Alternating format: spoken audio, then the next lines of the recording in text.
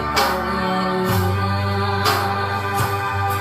Pasalamatan ka namin, Panginoon. Pupurihin ka, O Diyos, sa lahat ng panahon.